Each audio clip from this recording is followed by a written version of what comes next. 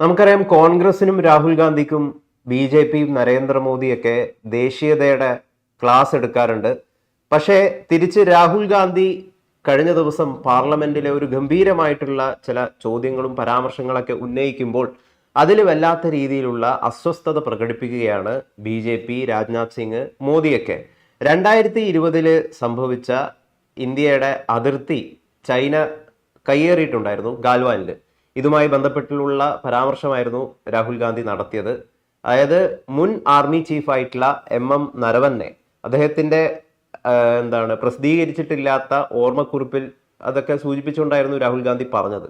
എന്തുകൊണ്ടായിരുന്നു China നമ്മുടെ ഭൂമി കയ്യേറിയപ്പോൾ ഒരു തരത്തിലുമുള്ള ആക്ഷൻ നമ്മുടെ സൈന്യം കൈക്കൊള്ളാതിരുന്നത്?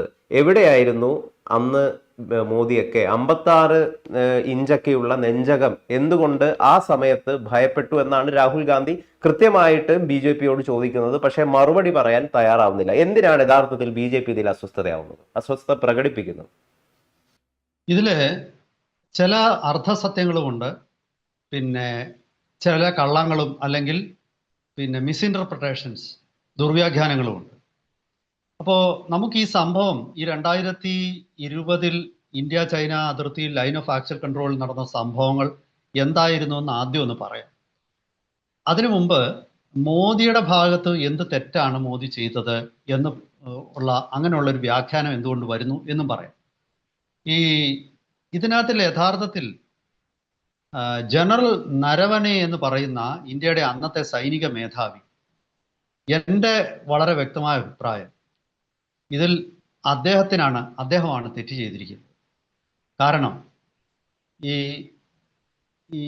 ഇന്ത്യയുടെ ലൈൻ ഓഫ് ആക്ച്വൽ കൺട്രോൾ ഉള്ളിലേക്ക് നമ്മൾ അങ്ങനെ ഡിമാർക്കേറ്റ് ചെയ്യപ്പെട്ടിരിക്കുന്ന നമ്മുടെ സങ്കല്പങ്ങളിലുള്ള അല്ലെങ്കിൽ നമ്മൾ കരുതുന്ന അവിടെയൊക്കെ ചൈനീസ് പട്ടാളം കയറുമ്പോൾ ഈ വിഷയം മോദിയുടെ മുന്നിലെത്തുന്നത് വളരെ വൈകിയാണ്. അത് ഉദ്യോഗസ്ഥന്മാരാണ് അതിൻ്റെ ഉത്തരവാദികൾ. മിനിസ്ട്രി ഓഫ് ഡിഫൻസിലും ഹോം മിനിസ്ട്രിയിലുമുള്ള ഉദ്യോഗസ്ഥന്മാർ. അതാണ് ആദ്യത്തെ പ്രശ്നം. അത് കഴിഞ്ഞിട്ട് മോദിയുടെ മുന്നിലെത്തുമ്പോൾ അദ്ദേഹം മറ്റ് മന്ത്രിസഭാ അംഗങ്ങളുമായി ആലോചിച്ച് 2 മണിക്കൂറിന് ശേഷമാണ് അദ്ദേഹം മറുപടി കൊടുത്തത് ജോ ഉചിത് സംജയ് കരു, അതായത് do what it deems fit എന്ന് പറഞ്ഞാൽ നിങ്ങൾക്ക് ഉചിതം എന്ന് തോന്നുന്ന എന്തെന്നാൽ അത് നിങ്ങൾ ചെയ്യുക എന്നാണ്. അപ്പം മോദി അദ്ദേഹത്തിന് കൊടുത്തത് പൂർണ്ണ സ്വാതന്ത്ര്യമല്ലേ? ജനറൽ നരവനെ എന്തുകൊണ്ട് ആ സ്വാതന്ത്ര്യം ഉപയോഗിച്ച് ചൈനീസ് പട്ടാളത്തിനെ തുരത്തിയില്ല? പിന്നെ മോദി എന്തോ പറയേണ്ടത്? മോദി പറയേണ്ടത് നിങ്ങൾ ഇന്ത്യ ചൈനയായിട്ട് യുദ്ധം പ്രഖ്യാപിച്ചു എന്ന് രാജ്യത്തിനെ അഡ്രസ്സ് ചെയ്യണം. അങ്ങനെ ഒരു പ്രശ്നം ഇല്ലായിരുന്നു അവിടെ. അതായത് ഒരു യുദ്ധപ്രഖ്യാപനം എന്ന് പറയുന്നത് വലിയ തോതിൽ ഒരു രാജ്യത്തിലേക്ക് പിടിച്ചെടുക്കാനായിട്ട് ആയിരക്കണക്കിന് പട്ടാളക്കാർ വരുന്നു, അല്ലെങ്കിൽ മിസൈലുകൾ ആക്രമണം നടത്തുന്നു, ഡ്രോൺ ആക്രമണം വരുന്നു. അങ്ങനൊന്നും ഇല്ലായിരുന്നല്ലോ. 4 പോയിന്റുകളിലാണ് ഈ ലൈൻ ഓഫ് ആക്ച്വൽ കൺട്രോളിൽ ഈ 4 പോയിന്റുകളിൽ നടന്ന ഒരു ട്രാൻസ്ഗ്രഷൻ. അവരുടെ പട്ടാളം 4 കിലോമീറ്ററോളം നമ്മുടെ ഉള്ളിലേക്ക് കയറി. അപ്പോൾ ഇവിടെ യഥാർത്ഥത്തിലുള്ള പ്രശ്നം ഇപ്പം ഞാൻ ആദ്യമേ പറഞ്ഞല്ലോ എന്താണ് അവിടെ നടന്നത്, അത് ഞാനൊന്ന് പറയാം. അവിടെ ഏപ്രിൽ 17-ാം തീയതിയാണ് ചൈന വലിയ രീതിയിൽ മിലിറ്ററി ടാങ്കുകൾ, പീരങ്കികൾ, ആർട്ടിലറി, അതുപോലെ വലിയ രീതിയിൽ സൈനിക കരസേനയുടെ വിന്യാസം, ഇതൊക്കെ അവിടെ ഉണ്ടായി ഏപ്രിൽ 17 തൊട്ട്. ഏപ്രിൽ 20-ാം തീയതി അമേരിക്കയാണ് ഇത് അറിയിക്കുന്നത്. അതാണ് അതിനകത്തിലെ ഇപ്പം നമ്മൾ ഈ അമേരിക്കയെ എല്ലാത്തിലും എതിർക്കുമ്പോൾ പാകിസ്ഥാനും ഇന്ത്യയും തമ്മിലുള്ള സംഘർഷത്തിൽ പാകിസ്ഥാന്റെ കൂടെ ആയിരിക്കും അമേരിക്ക. പക്ഷെ ചൈനയും ഇന്ത്യയും തമ്മിൽ സംഘർഷം നടക്കുമ്പോൾ നമ്മൾക്ക് വേറെ സഹായമൊന്നും ചെയ്തില്ലെങ്കിലും അവർ ചിലപ്പോൾ ഇൻഫർമേഷൻ നമുക്ക് പാസ് ചെയ്യും. അങ്ങനെ അവർ കൃത്യമായ ഇൻഫർമേഷൻ ആയിരുന്നു നമുക്ക് പാസ് ചെയ്തിരുന്നത്. ആ ഇൻഫർമേഷൻ ITBPക്കാണ് ലഭിച്ചത്. കാരണം ഇന്ത്യ ചൈന അതിർത്തി കാക്കുന്നത് BSF അല്ല, ITBP ആണ്, ഇൻഡോ ടിബറ്റൻ ബോർഡർ പോലീസാണ്. ആ ITBPക്ക് ഈ സന്ദേശം ലഭിക്കുന്നു. ഒന്നല്ല, പലതവണ അമേരിക്കയിൽ നിന്നും ഈ സന്ദേശം ലഭിച്ചു. ITBP അത് മിനിസ്ട്രി ഓഫ് ഹോം അഫയേഴ്സിന് കൊടുക്കുന്നു. മിനിസ്ട്രി ഓഫ് ഹോം അഫയേഴ്സിലെ ചില ബാബുമാർ, അതായത് IASകാർ ഈ വിവരം അത് പൂഴ്ത്തി വെച്ചിട്ട് അവര് അത് വേണ്ട രീതിയിൽ അത് മുന്നോട്ട് കൊണ്ടുപോയില്ല. പിന്നീട് ഈ അതായത് അപ്പൊ ഈ ഏപ്രിൽ 20 അവർക്ക് കിട്ടിയ ഇൻഫർമേഷൻ അവർ വേണ്ട രീതിയിൽ മന്ത്രിസഭയെ അറിയിക്കുന്നതിൽ അവിടുത്തെ ആൾക്കാർ പരാജയപ്പെട്ടു. എന്നിട്ട് ഈ ഇന്ത്യൻ്റെ ഈ ഉദ്യോഗസ്ഥന്മാരിൽ IAS ഉൾപ്പെടെയുള്ള സീനിയർ ഉദ്യോഗസ്ഥന്മാരും ഒക്കെ പിന്നീട് അത് 27-ന് അത് ആർമിക്കും അതായത് മിനിസ്ട്രി ഓഫ് ഡിഫൻസിന് ഇത് കൈമാറി. ആ മിനിസ്ട്രി ഓഫ് ഡിഫൻസിലും അവരും ഇത് പൂഴ്ത്തിവെച്ചു. അങ്ങനെ പൂഴ്ത്തിവെച്ചിട്ട് റഷ്യയുമായിട്ട് കോണ്ടാക്ട് ചെയ്യും. റഷ്യ ഇത് വലിയ സീരിയസ് ആയിട്ടുള്ള ഒരു വിഷയമല്ലെന്നും ചൈന ഇന്ത്യയെ ആക്രമിക്കാനൊന്നും തയ്യാറെടുക്കുകയല്ലെന്നും അവിടെ നടക്കുന്നത് സ്വാഭാവികമായിട്ടുള്ള പട്രോളിങ്ങിനിടയിൽ ഉണ്ടാവുന്ന പഴയകാല പ്രശ്നങ്ങൾ പോലെ തന്നെയാണെന്ന്, ഇതിൽ പരിഭ്രാന്തിപ്പെടേണ്ട കാര്യമില്ലെന്നുമുള്ള മറുപടിയാണ് റഷ്യയിൽ നിന്നും കിട്ടിയെന്നാണ് പല മാധ്യമങ്ങളും എഴുതിയിരിക്കുന്നത്. BJP അനുകൂല മാധ്യമങ്ങൾ തന്നെയാണ് എഴുതിയിരിക്കുന്നത്. അങ്ങനെ ഉള്ള ഒരു സാഹചര്യത്തിൽ പ്രധാനമന്ത്രിയുടെ അടുക്കലോട്ട് ഈ വിഷയം ചെല്ലുന്നത് മെയ്യിലാണ്. ആ മെയ് ഇവിടെ ഇത് ഒരു വൈകി എന്നുള്ളത് സത്യമാണ്. പ്രധാനമന്ത്രിയുടെ ഓഫീസിലേക്ക് ഇത് ചെല്ലാനായിട്ട്, ഈ ഇൻഫർമേഷൻ ചെല്ലാനായിട്ട് ഇത് ആഴ്ചകൾ താമസിച്ചു എന്നുള്ളത് ഒരു സത്യമാണ്. പക്ഷേ അത് പ്രധാനമന്ത്രി മെയ് 20-നാണ് പ്രധാനമന്ത്രിയെ ഇതിനെക്കുറിച്ച് അദ്ദേഹത്തിനോട് സംസാരിക്കുന്നത്. പ്രധാനമന്ത്രിക്ക് നേരിട്ട് ഈ വിഷയത്തിൽ അറിവ് കിട്ടുന്നത്. അദ്ദേഹം ഉടൻ തന്നെ തൻ്റെ സഹപ്രവർത്തകരുമായി കൂടിയാലോചിച്ചു വേണ്ടത് ചെയ്യാൻ ഇന്ത്യൻ സൈന്യാധിപന് സ്വാതന്ത്ര്യം കൊടുത്തു. പക്ഷെ ആ സ്വാതന്ത്ര്യം അദ്ദേഹം ഉപയോഗിച്ചില്ല. അതാരുടെ കുഴപ്പമാണ്? അപ്പോൾ ജനറൽ നരവനെ അദ്ദേഹത്തിൻ്റെ അനൗചിത്യം 2024 ഇന്ത്യ ചൈന ചർച്ച നടത്തുകൊണ്ടിരിക്കുമ്പോൾ അദ്ദേഹം ഈ പുസ്തകം എഴുതി. 2 കാര്യത്തിലാണ് കോൺഗ്രസ് അഭിപ്രായ വ്യത്യാസം നടത്തിയത്. ഒന്ന്, ഈ പുസ്തകം റിലീസ് ചെയ്യുന്നതിനെ സർക്കാർ തടഞ്ഞു. രണ്ടാമത്തേത്, തീരുമാനമെടുക്കാൻ വൈകി. ഈ രണ്ടിലും പക്ഷേ രാഹുൽ ഗാന്ധി പറയാതെ പോയ ഒരു വിഷയം, കേന്ദ്ര സർക്കാരാണല്ലോ ഇവരെയൊക്കെ അപ്പോയിന്റ് ചെയ്തത്. ഇപ്പൊ ഈ മിനിസ്ട്രി ഓഫ് ഹോം അഫയേഴ്സിലും മിനിസ്ട്രി ഓഫ് ഡിഫൻസിലും ഒക്കെ ഉള്ള ഉദ്യോഗസ്ഥന്മാരിൽ ആരൊക്കെ ചേർന്നാണ് ഈ വിവരം മുക്കിയത്? ഈ വിവരം ആരാണ് തടഞ്ഞു വെച്ചത്? ഈ വിവരം പ്രധാനമന്ത്രിയെ അറിയിക്കുന്നതിൽ വീഴ്ച വരുത്തിയ ഉദ്യോഗസ്ഥന്മാർ ആരൊക്കെയാണ്? എന്തുകൊണ്ട് അവർക്കെതിരെ നടപടി എടുത്തില്ല എന്ന് വേണമായിരുന്നു രാഹുൽ ഗാന്ധി ചോദിക്കേണ്ടതെന്നാണ് എൻ്റെ അഭിപ്രായം. അങ്ങനെ ചോദിച്ചിരുന്നെങ്കിൽ ഉത്തരവാദിത്ത സർക്കാരിൻ്റെ തലയിൽ തന്നെ വന്നേ. മോദി ഈ തിരിച്ചടിക്കുന്നതിലോ ചൈനയുടെ ആക്രമണം തടയുന്നതിലോ തീരുമാനമെടുക്കാൻ വൈകിട്ടില്ല എന്ന് തന്നെയാണ് ഞാൻ കരുതുന്നത്. പക്ഷേ മിനിസ്ട്രി ഓഫ് ഡിഫൻസിലും മിനിസ്ട്രി ഓഫ് ഹോമിലുമുള്ള ഉദ്യോഗസ്ഥന്മാർ ഈ അവിടെ നടന്ന ഗൗരവമായ വിഷയം അമേരിക്ക പലതവണ നമുക്ക് മുന്നറിയിപ്പ് നൽകിയിട്ടും അത് വേണ്ട ഗൗരവത്തോടെ എടുത്ത് പ്രധാനമന്ത്രിയുടെ ഓഫീസിൽ എത്തിച്ചില്ലെങ്കിൽ അതിൻ്റെ ഉത്തരവാദിത്തം മന്ത്രിസഭയ്ക്ക് വിടണം. കാരണം ഈ ഉന്നത ഉദ്യോഗസ്ഥന്മാരെ ഒക്കെ സെലക്ട് ചെയ്യുന്നത് ക്യാബിനറ്റാണ്, വെറുതെ സീനിയോറിറ്റിയുടെ അടിസ്ഥാനത്തിലല്ല. നമുക്കറിയാം പട്ടാളത്തിൻ്റെ ജനറൽ പോലും വെറും സീനിയോറിറ്റിയുടെ അടിസ്ഥാനത്തിലല്ല, അത് ഒരു സെലക്ഷൻ പോസ്റ്റ് എന്ന് പറയും. നമുക്ക് സാധാരണഗതിയിൽ മിലിറ്ററിയിലുമൊക്കെ ബ്രിഗേഡിയർ വരെ മാത്രമേ വെറും സീനിയോറിറ്റിയുടെ അല്ലെങ്കിൽ ആർമിയുടെ പെർഫോമൻസിൻ്റെ അടിസ്ഥാനത്തിൽ തിരഞ്ഞെടുക്കുന്നുള്ളൂ. Major general, lieutenant general, general, അതുപോലെ ചീഫ് ഓഫ് ഡിഫൻസ് സ്റ്റാഫ്, ഇവരൊക്കെ തന്നെ സെലക്ഷൻ പോസ്റ്റ് എന്ന് പറയുന്ന ഒരു സ്ഥാനത്തിരിക്കുന്നവരാണ്. അത് ക്യാബിനറ്റ് പല ഘടകങ്ങളും കണക്കിലെടുത്ത് അതിൽ സീനിയോറിറ്റിയും ഒരു ഘടകമാകുമെന്നേ ഉള്ളൂ. ഇപ്പോൾ ലഫ്റ്റനന്റ് ജനറൽ ആയിട്ടിരുന്ന അനിൽ ചൗഹാനാണ് ഇപ്പോൾ ഇന്ത്യയുടെ CDS. ഒരു ജനറലിനേക്കാൾ താഴെ റാങ്ക് ഉണ്ടായിരുന്ന ആളിനെ ജനറലിന്റെ മുകളിൽ കൊണ്ടുവച്ചു. അതെന്താണ്? അത് സർക്കാരിന് അധികാരമാണ്. അതുകൊണ്ട് തന്നെ അപ്പൊ അക്കാര്യത്തിൽ സർക്കാർ വീഴ്ച വരുത്തി എന്ന് തന്നെയാണ്. പക്ഷെ ചൈനയെ പ്രതിരോധിക്കുന്നതിലല്ല വീഴ്ച. ഇതാണ് എനിക്ക് പറയാനുള്ളത്. ഗൗതം ചോദിച്ചോളൂ. നമുക്ക് 1 ഇഞ്ച് ഭൂമി പോലും ചൈനക്ക് വിട്ടുകൊടുത്തിട്ടില്ല, അല്ലെങ്കിൽ കയ്യേറിയിട്ടില്ല എന്ന് പറയാൻ പറ്റുമോ ഗാൽവാനിൽ? ഗാൽവാനിൽ ആദ്യം ചൈന കടന്നു കയറിയിരുന്നു.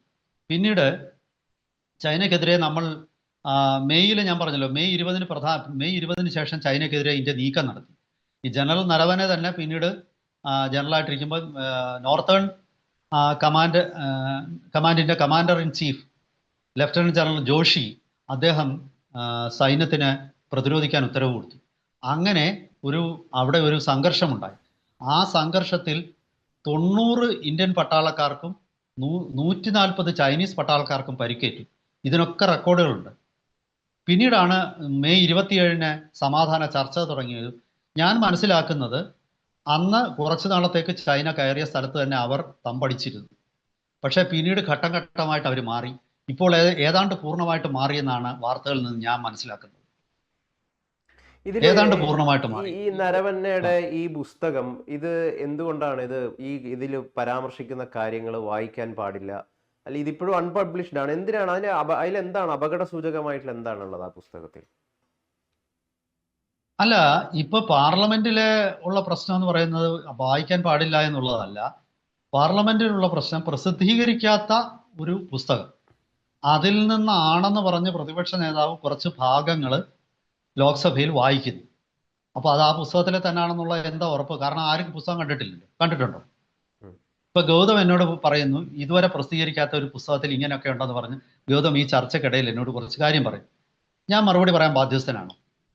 കാരണം ആ പുസ്തകത്തിൽ ഉണ്ടോ ഇല്ലയോ എന്ന് എനിക്ക് ഉറപ്പില്ലല്ലോ, അല്ലെങ്കിൽ ശ്രോതാക്കൾക്ക് ഉറപ്പുവരുത്താൻ പറ്റില്ലല്ലോ. അതാണ് ഇപ്പോൾ ഉള്ള ഒരു പ്രശ്നം. പക്ഷേ ഗൗതം ചോദിച്ച ചോദ്യത്തിന് ഒരു പ്രസക്തിയുണ്ട്. എന്താണെന്ന് വെച്ചാൽ 2024 എന്തുകൊണ്ട് ഇത് റിലീസ് ചെയ്യാൻ അനുവദിച്ചില്ല എന്ന് ചോദിച്ചാൽ, ആ സമയത്ത് ഇന്ത്യയും ചൈനയുമായിട്ട് ഈ ഡിസെൻഗേജ്മെന്റ്, അതായത് ഈ സംഘർഷം ഇല്ലാതാക്കുകയും ചൈനയുടെ പിന്മാറ്റത്തിന് വേണ്ടിയിട്ടുള്ള ചർച്ചകൾ നടന്നുകൊണ്ടിരിക്കുകയായിരുന്നു. അങ്ങനെ നടന്നുകൊണ്ടിരിക്കുമ്പോൾ ചർച്ചകൾ അട്ടിമറിക്കണ്ട എന്ന് സർക്കാർ കരുതിയിട്ടുണ്ടാവും. ഇവിടെ പിന്നെ പലരും ചോദിക്കുന്ന ഒരു ചോദ്യമുണ്ട്, പാകിസ്ഥാനെതിരെ നടത്തുന്ന നമ്മൾ ഒന്നടിച്ചാൽ രണ്ടടിക്കും, എന്താ അതേ ആറ്റിറ്റ്യൂഡ് ചൈനയോടില്ലാത്തത്? ചൈന പാകിസ്ഥാനൊക്കെ വലിയ ശക്തിയാണ്. അമേരിക്ക പോലും എന്താ ചൈനയെ ആക്രമിക്കാത്തത്? ഇപ്പൊ ഞാനൊരു കാര്യം ചോദിക്കുകയാണ്. ഇപ്പൊ ചൈന തൈവാന്റെ പിന്നെ ആകാശത്തിന് മുകളിലൂടെ ചൈനയുടെ യുദ്ധവിമാനങ്ങൾ എപ്പോഴും പറത്തും. ബോംബൊന്നും ഇടില്ല. പിന്നെ അവരെ പേടിപ്പിക്കാനായിട്ട് എപ്പോഴും ചൈനയുടെ യുദ്ധവിമാനങ്ങൾ J-20 അല്ലെങ്കിൽ J-10C, J-35 ഇതൊക്കെ തന്നെ തൈവാന്റെ വ്യോമ അതിർത്തി നിരന്തരം ലംഘിക്കും, സമുദ്ര അതിർത്തി നിരന്തരം ലംഘിക്കും. അമേരിക്കയുടെ പട്ടാളം ഉണ്ടല്ലോ അവിടെ. എന്താ അമേരിക്കയുടെ പട്ടാളം ചൈനീസ് വിമാനങ്ങളെ വെടിവെച്ചിടാത്തത്? തീർച്ചയായിട്ടും ചൈന ഒരു വൻ ശക്തിയാണ്. അപ്പോൾ സ്വാഭാവികമായിട്ടും ചൈനയോട് നമ്മൾ ഇന്ത്യ ചൈനയെ ഭയക്കുന്നു എന്നല്ലേ? അല്ല, ഭയമെന്നല്ല. ഇപ്പൊ ഞാൻ ചോദിക്കട്ടെ, റോഡിൽ കൂടെ ഒരു ആന പോകുന്നു, ഗൗതം എതിരെ വരികയാണ്, നിങ്ങൾക്ക് രണ്ടുപേർ കൂടെ പോകാൻ സ്ഥലമില്ല, നിങ്ങളൊരു ബൈക്കിലാണ് വരുന്നത്, നിങ്ങൾ ബൈക്ക് ഒതുക്കി വെക്കുക, അത് ഭയം മാത്രമാണ്? അത് ബുദ്ധി, വിവേകമാണ്. അത് ഒപ്പം ഭയവും ഉണ്ടല്ലോ. അല്ല, വിവേകമാണ് അതിന്റെ മുന്നില്. ആനയെ വേണമെങ്കിൽ നമുക്ക് കൊല്ലാം, നമ്മുടെ കയ്യിൽ ഒരു തോക്കൊക്കെ ഉണ്ടെങ്കിൽ നമുക്ക് കൊല്ലാം, പല മാർഗങ്ങളും ഉണ്ട്. പക്ഷേ അതേസമയം വിവേകിയായ ഒരാൾ ആവശ്യമില്ലാതെ ആനയുമായിട്ടൊരു പ്രശ്നം ഉണ്ടാക്കാൻ പോകും. ഇവിടെ നമ്മൾ മനസ്സിലാക്കേണ്ടത്, അമേരിക്കയ്ക്ക് പോലും ഞാൻ ഈ പറഞ്ഞ അമേരിക്ക ടിബറ്റിന്റെ സ്വാതന്ത്ര്യത്തെ അനുകൂലിക്കുന്നു, തൈവാനെ അനുകൂലിക്കുന്നു. അമേരിക്കയുടെ സൈന്യം ഏതെങ്കിലും ഒരു ഘട്ടത്തിൽ ചൈനീസ് സൈന്യവുമായിട്ട് നേർക്ക് നേരെ ഒരു സംഘർഷത്തിന് തയ്യാറുണ്ട്. ലോകത്തിൽ ചൈനയെ നേരിടാൻ ശക്തിയുള്ള ഒരേ ഒരു രാജ്യം ഇന്ത്യയാണ്.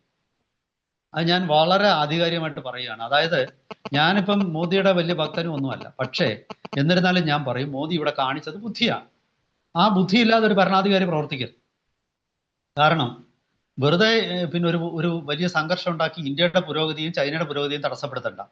ഇതൊരു കോംപ്ലക്സ് ഇഷ്യൂ ആണ്. ഇപ്പൊ അമേരിക്ക, ഞാൻ ആദ്യമേ പറഞ്ഞു, ഈ വിഷയത്തിൽ ഇന്ത്യയെ സഹായിച്ചു, ഇന്ത്യക്ക് വേണ്ട ഇൻഫർമേഷൻ തന്നു. പക്ഷേ എല്ലാ വിഷയത്തിലും അങ്ങനെയാണോ? അല്ല. അപ്പോൾ നമ്മളിവിടെ വളരെ ബുദ്ധിപൂർവ്വം വേണം ഇടപെടേണ്ടത് ഈ വിഷയത്തിൽ. ഇതൊരു ഫുൾ ഫ്ലഡ്ജ്ഡ് വാറാക്കാതെ എന്നാൽ ചൈനയെ പ്രതിരോധിക്കണം. ഞാൻ ആദ്യമേ പറഞ്ഞു, അവിടെ സംഘർഷം തടഞ്ഞപ്പോൾ 90 ഇന്ത്യൻ പട്ടാളക്കാരും 140 ചൈനീസ് പട്ടാളക്കാരുമാണ് പരിക്കേറ്റത്. ചൈനയ്ക്കാണ് പരിക്ക് കൂടുതൽ. അതുപോലെ തന്നെ 20 ഇന്ത്യൻ പട്ടാളക്കാർ മരിച്ചെടുത്ത് 40 ചൈനീസ് പട്ടാളക്കാർ മരിച്ചു. ചൈന ആദ്യം ആരും മരിച്ചില്ലെന്ന് പറഞ്ഞു, പിന്നെ 5 പേര് മരിച്ചു എന്ന് പറഞ്ഞു. അപ്പൊ തന്നെ അറിയാമല്ലോ ചൈനയുടെ ആൾക്കാർ മരിച്ചു എന്ന്. പക്ഷേ റഷ്യ, ഓസ്ട്രേലിയ, കാനഡ, ഇവരുടെ എല്ലാം ടീമുകൾ ഇൻഡിപെൻഡന്റ് ആയിട്ട് അസസ് ചെയ്തിട്ട് അവർ പറയുന്നത് 40ഓളം പട്ടാളക്കാർ ചൈനയുടെ മരിച്ചു, കുറഞ്ഞതെന്നാണ്. അപ്പോൾ അങ്ങനെ ഇന്ത്യ വിട്ടുകൊടുക്കുന്നൊന്നുമില്ല. പക്ഷേ ചൈനയെ പോലൊരു വൻ രാജ്യവുമായിട്ട് പാകിസ്ഥാനെ നേരിടുന്ന പോലെ ചൈനയെ നേരിടാൻ പറ്റത്തില്ല. പാകിസ്ഥാനെ നമുക്ക് ഇടിച്ചു കയറി അങ്ങോട്ട് ചെന്ന് 2-3 ദിവസം കൊണ്ട് അവൻ്റെ കുറേ ഭാഗം നമുക്ക് വേണമെങ്കിൽ പിടിച്ചെടുക്കാം. അത് പിടിച്ചെടുക്കാതിരിക്കുന്ന അത്രയും സ്ഥലത്തുള്ള പാകിസ്ഥാനികളെ ഇന്ത്യൻ പൗരന്മാരാക്കണ്ട എന്നുള്ള തീരുമാനത്തിലായിരിക്കണം. പക്ഷെ ചൈനയുടെ അടുത്ത് പറ്റില്ല. ഇപ്പം ചൈനയുടെയൊക്കെ കുറച്ച് ചില സ്റ്റേറ്റ്മെന്റുകൾ അമിത്ഷാ മണ്ടത്തരമൊക്കെ കാണിച്ചിരുന്നു. അതായത് പിന്നെ ഈ അക്സായ് ചീൻ ഇന്ത്യ പിടിച്ചെടുക്കുമെന്ന് ആ സമയത്ത് അമിത്ഷായുടെ മണ്ടത്തരം പ്രസ്താവന കൊണ്ടാണ് ചൈന ഇത് കാണിച്ചതെന്നാണ് ചിലർ പറയുന്നത്. ഞാൻ അതിനെ പൂർണ്ണമായിട്ട് നിഷേധിക്കുന്നില്ല. അമിത്ഷാ അത്ര ബുദ്ധിപൂർവ്വം സംസാരിക്കുന്ന ആളല്ല. ഇവിടെ ചാണക്യൻ എന്നൊക്കെ ചുമ്മാതെ പുള്ളിയെക്കുറിച്ച് വലിയ ഊതിയുറപ്പിച്ച ഇതൊക്കെ ചിലരൊക്കെ പറയും. എനിക്ക് അതിനോട് യോജിപ്പില്ല. അമിത്ഷാ ചാണക്യനല്ല. പക്ഷേ എനിക്ക് അങ്ങനൊന്നും ഞാൻ കരുതുന്നില്ല. ചാണക്യനാണെന്നൊന്നും ഞാൻ കരുതുന്നില്ല. എന്തിനീ ആവശ്യമില്ലാത്ത ടൈറ്റിലൊക്കെ ഓരോരുത്തർക്ക് കൊടുക്കുന്നത്. പക്ഷെ ഞാൻ സത്യസന്ധമായിട്ട് കാര്യം പറയുകയാണ്. മോദി ഇതിനകത്തിൽ ഇവിടെ പ്രവർത്തിച്ചത് തീർച്ചയായിട്ടും അന്തസ്സോടെയും ഔചിത്യത്തോടു കൂടിയും വിവേകത്തോടു കൂടിയാണ്. ആദ്യം അമിത്ഷായുടെ സ്റ്റേറ്റ്മെന്റിൽ ഒരു തെറ്റ് പറ്റിയിരുന്നു എന്ന് തന്നെയാണ് എനിക്ക് തോന്നുന്നത്. ചൈനയെ ഒരുപക്ഷെ അത് പ്രകോപിപ്പിച്ചിരിക്കാം. അതായിരിക്കും അവർ കാണിച്ചതെന്ന് ചിലർ പറയുന്നുണ്ട്. എന്നിരുന്നാലും ശരി, ഇവിടെ ഇപ്പൊ ഈ ചൈന തങ്ങളുടേതാണെന്ന് വിചാരിക്കുന്ന അരുണാചൽ പ്രദേശിലെ ചില സ്ഥലങ്ങള്, അവിടെ ജീവിക്കുന്ന ഇന്ത്യക്കാര് ഈ ചൈനയിലെ എയർപോർട്ടിലേക്ക് എത്തിപ്പെടുമ്പോൾ അവർക്ക് അവരെ പാസ്പോർട്ടിൽ ഇന്ത്യ എന്നാണ് സൂചിപ്പിച്ചിട്ടുണ്ടെങ്കിൽ അവർ അംഗീകരിക്കുക പോലും ചെയ്യുന്നില്ല. അങ്ങനെ ഒരു സാഹചര്യം നേരത്തെ ഒരു സ്ത്രീക്ക് വന്നു വിട്ടിട്ടുണ്ടായി. അവർ വല്ലാണ്ട് കുറെ നേരം ആ എയർപോർട്ടിൽ ഇരിക്കുകയൊക്കെ ചെയ്യുന്ന അവസ്ഥയുണ്ടായി. പാസ്പോർട്ട് കൈക്കലാക്കുന്ന അവസ്ഥ ഉണ്ട്, തീർച്ചയായിട്ടും ഉണ്ട്. ഇന്ത്യക്ക് പിന്നെ ചൈനയുടെ മാപ്പുകളിൽ പലതും അരുണാചലിൽ അവരുടെ ഭാഗമായിട്ടാണ് കാണിക്കുന്നത്. ഇതൊക്കെ ഇങ്ങനെയൊക്കെയുള്ള പരിമിതികളുണ്ട്. പക്ഷെ ഞാൻ പറയുന്നത്, എന്നിരുന്നാലും ജപ്പാന് ഈ അടുത്ത കാലത്ത് ഒരു അഭിപ്രായ പ്രകടനം നടത്തി. അതായത് ജപ്പാൻ ഇന്ത്യയെ അഭിനന്ദിച്ചു. അവർ പറഞ്ഞു ചൈനയെ മുഖത്തോട് മുഖം നോക്കി നിന്ന് ചൈനയെ എതിർക്കാനുള്ള ശേഷിയുള്ള ലോകത്തിലെ ഒരേ ഒരു രാജ്യം ഇന്ത്യയാണെന്ന് പറഞ്ഞു. ചൈനയുടെ പട്ടാളത്തിന്റെ അത്രയും തന്നെ വലിയ പട്ടാളമാണ് ഇന്ത്യയുടേത്, കരസേനയാണ്. ഈ ഒരു കാരണവശാലും ഇന്ത്യയെ ഭീഷണിപ്പെടുത്താൻ അങ്ങനൊന്നും ചൈനയ്ക്കും പറ്റില്ല. അത് അറിയാവുന്നതുകൊണ്ടാണ് ചൈനയും ഒരു പരിധി വിട്ട് നമ്മളുമായിട്ട് ശല്യത്തിന് വരാത്തത്. ഇന്ത്യയും ചൈനയും തമ്മിൽ എന്തിനാണ് യുദ്ധം ചെയ്യുന്നത്? ഞാൻ പറയുന്നത് ഈ രണ്ട് രാജ്യങ്ങളും തമ്മിൽ സമാധാനമായിട്ട് മുന്നോട്ട് പോയിട്ട് ലോകത്തിൽ തന്നെ ഒരു പുതിയ യുഗം തുറക്കാനായിട്ടുള്ള ഒരു നീക്കം നടത്തണം. സംസ്കാരത്തിൽ നമ്മൾ വ്യത്യസ്തമായ സംസ്കാരമൊന്നുമല്ല. ഇന്ത്യയുടെ മതപരവും പിന്നെ കൾച്ചറലുമായിട്ടുള്ള സംസ്കാരം എല്ലാം ചൈന ഷെയർ ചെയ്യുന്നുണ്ട്. ശിവനെയും സരസ്വതി ദേവിയെയും പിന്നെ എല്ലാവരെയും ആരാധിക്കുന്ന, മറ്റു പേരുകളിലാണെങ്കിൽ പോലും ആരാധിക്കുന്നവരാണ് ചൈന. ചൈനക്കാരും ഇന്ത്യക്കാരും ഒരുപോലെ പവിത്രമെന്ന് കരുതുന്നതാണ് കൈലാസ പർവ്വതം. നമ്മൾ എന്തിനാ അങ്ങോട്ടും ഇങ്ങോട്ടും വഴക്കിടുന്നത്? മറ്റുള്ളവർ കണ്ട് ചിരിക്കാൻ.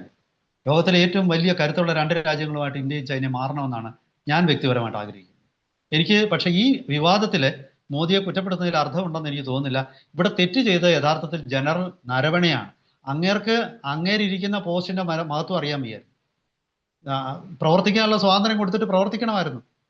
അത് മോദി കയ്യെ പിടിച്ച് മുന്നോട്ട് നടത്തണം. യഥാർത്ഥത്തിൽ മോദിയല്ല ഇതിന്റെ പിന്നിലുള്ള തെറ്റുകാരൻ എന്ന് പറയുന്നത് അമിത്ഷയാണ്. അമിത്ഷായുടെ തെറ്റായ പരാമർശമാണ് ചൈനയെ പ്രകോപിതമാക്കിയത്. അവര് കയറി അടിക്കാനുള്ള കാരണം അതുകൊണ്ടാണെന്നാണ് സാർ പറയുന്നത്. ഇല്ല, അങ്ങനല്ലല്ലോ ഞാൻ പറഞ്ഞത്. ഞാൻ പറഞ്ഞ അമിത്ഷാ തുടക്കത്തിൽ അങ്ങനെ ഒരു തെറ്റ് കാണിച്ചു. അതിനുശേഷം ഈ നടന്ന സംഭവങ്ങൾ മുഴുവൻ സർക്കാരിന്റെ ഭാഗത്ത് മോദിയുടെ ചെവിയിൽ എത്താതെ വെച്ചിരുന്നത് ഈ മിനിസ്ട്രി ഓഫ് ഡിഫൻസിലെയും മിനിസ്ട്രി ഓഫ് ഹോം അഫയേഴ്സിലെയും മുതിർന്ന IAS-കാര്, പിന്നെ തീരുമാനമെടുക്കാൻ കൈയും കാലും മുട്ടും വിറച്ച ജനറൽ നരവണി, ഈ രണ്ടുപേരുമാണ് ഇതിനകത്ത് പ്രശ്നം ഉണ്ടാക്കിയത്.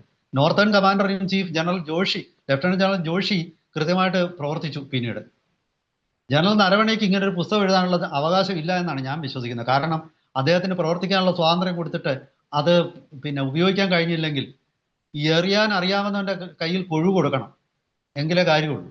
അയാളെ മാറ്റണമായിരുന്നു ജനറൽ സ്ഥാനത്തു നിന്ന്. അതാണ് എൻ്റെ അഭിപ്രായം.